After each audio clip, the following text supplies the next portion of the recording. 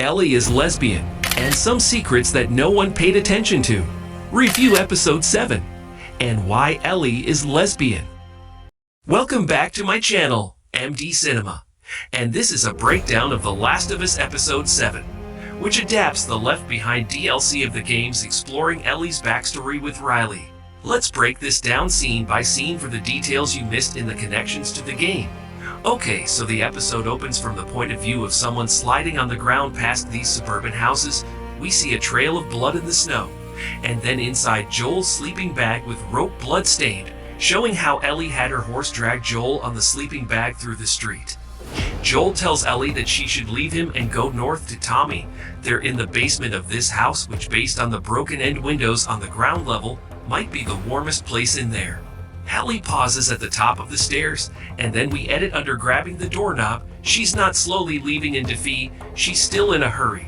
She's rushing to find supplies to save Joe. Now the Left Behind DLC shows this moment in the game.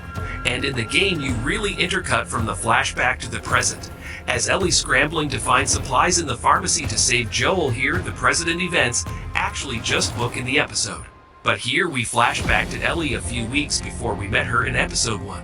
As Ellie adventures school, runs in gym class listening to a Walkman, playing Pearl Jam's All or None.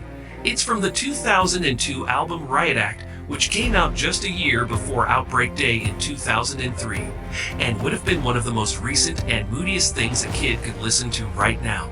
Eddie Vedder's lyrics are "It's a hopeless situation," and I'm starting to believe that this hopeless situation is what I'm trying to achieve. Ellie feels hopeless in this federal system, and is starting to think this is actually just what she's trying to achieve. A mean girl Bethany yanks off Ellie's headphone, and I love how the song comes back despite Ellie not putting her headphones back on, showing how she is mentally transitioning back into that hopeless headspace and doesn't give a shit. Ellie punches Bethany.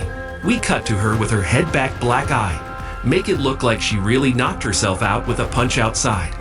This office we can hear seagulls, just a nice acoustic effect reminding us that we're back in Boston.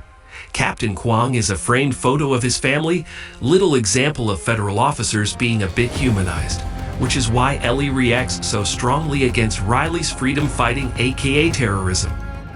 Ellie and her friend Riley, played by Storm Reed, who's having a great year because Missing came out, and that was really good. And now she's in Last of Us. I'm really happy for her.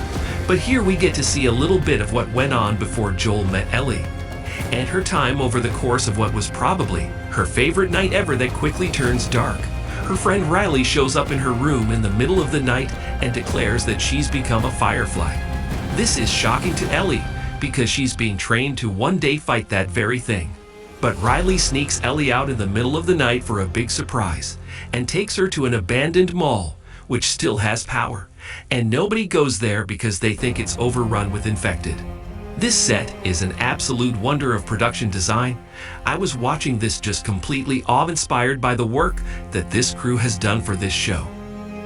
I mean, it really looks like they filmed in an abandoned mall, and maybe they did, and the fact that I don't know for sure is why the production design and the set decorators and everyone who worked on this deserves so much praise.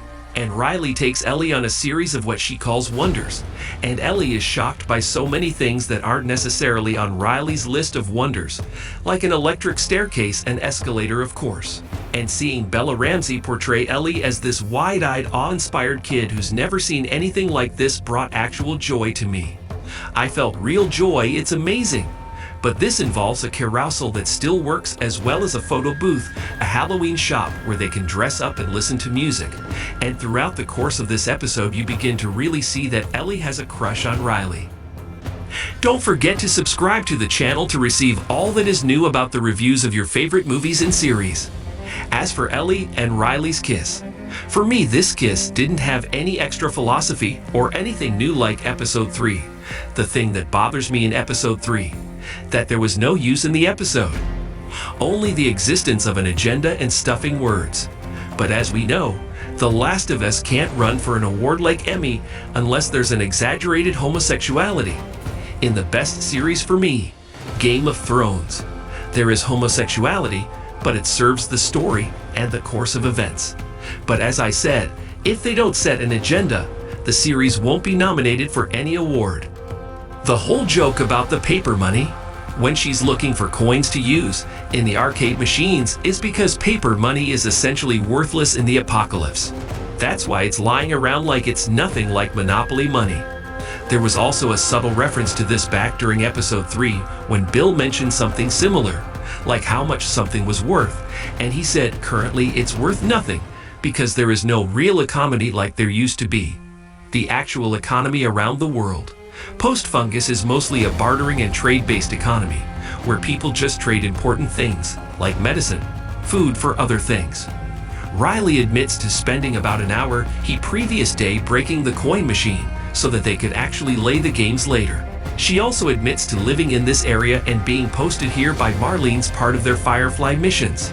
So she's actually been staying here for a while, getting better and better at the Mortal Kombat 2 game, which is why she's so much better than Ellie. And this is basically the first time that Ellie's probably played a video game or even seen one. They do still have video games, movies, television shows on Blu-ray, DVD, things like that in the apocalypse. Like Tommy said in last week's episode, we're getting ready to watch a movie they watched the Goodbye Girl sues that nobody is making new games, new movies, new TV shows. It's all old stuff. Also, probably not a lot of TVs, home video game consoles ying around the quarantine zones. If you've never played Mortal Kombat, the Deadpool isn't meant to be a reference to Marvel's Deadpool. It's just the name of the rune hat the characters are actually fighting in nearby. In another store, a stalker wakes up when it hears the noise that they're making. Stalkers read the second stage of the infection. They're a little more powerful than runners, but not quite as bad as clickers.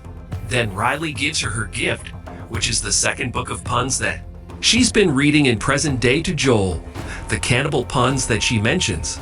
First, also kind of a reference to what probably wind up happening in next week's episode, episode 8, where we'll see a confirmed Troy Baker cameo. He's playing one of the cannibals from the games, which Ellie winds up running into in present day 1.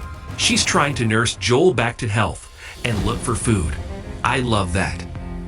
They don't know what screenshots are because they've never used computers. Remember, both of them grew up after the fungus hit in 2003. So they're all kinds of stuff that they've never experienced or seen.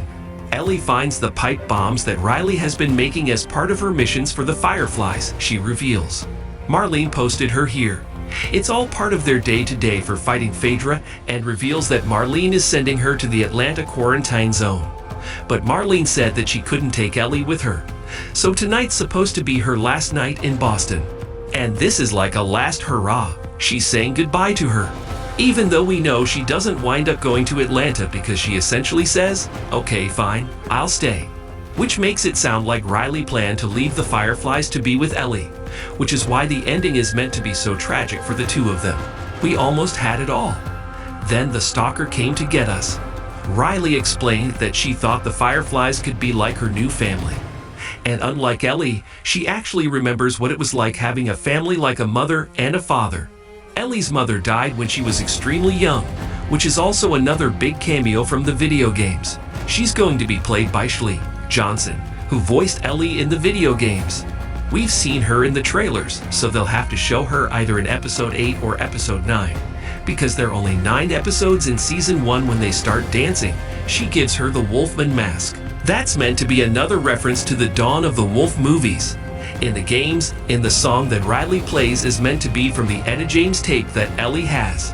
It's the Etta James version of I've Got You Babe, which is also from the Last of Us Left Behind DLC.